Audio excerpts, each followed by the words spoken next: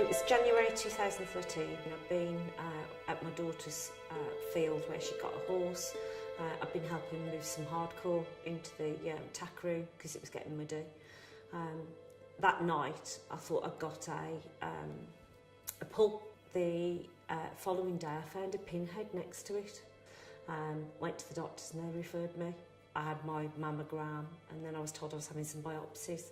And it was during the biopsies that I knew something was wrong. We were told it was highly suspicious.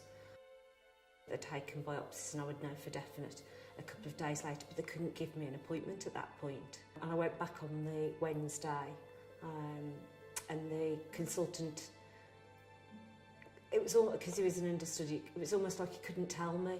My husband said, "We know she's got cancer, what happens now?" And again, I couldn't get given an appointment because the main consultant was off sick.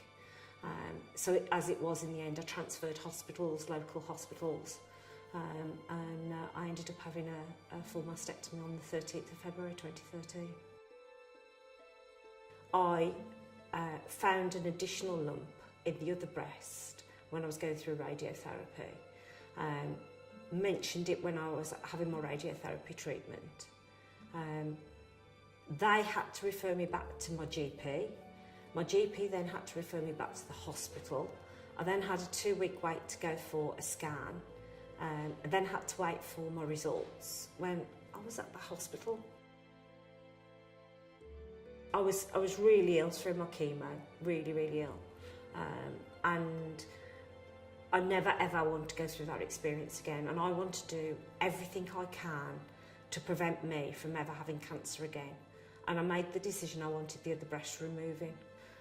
I know I'm going through a 16-hour operation. I've got to have skin grafts because I haven't got clearance from the cancer cells. And I've got to have 3 consultants, and twice I've had my operation cancelled, which says to me that the administration of my care had gone wrong, but nobody apologised, nobody explained it to me, and here I am, still no date, still no further on, still knowing I've got an unacceptable level of clearance of cancer cells, and you think you're in control when you've got cancer. You think that you have charge of it. It's only when you've had your operation and your chemo and your radiotherapy, depending on what order it comes in, and then it stops, that you realise you've had no control over this at all. It's the appointments, it's the treatment that's kept control, and that actually you've just been on a merry-go-round following it round, really.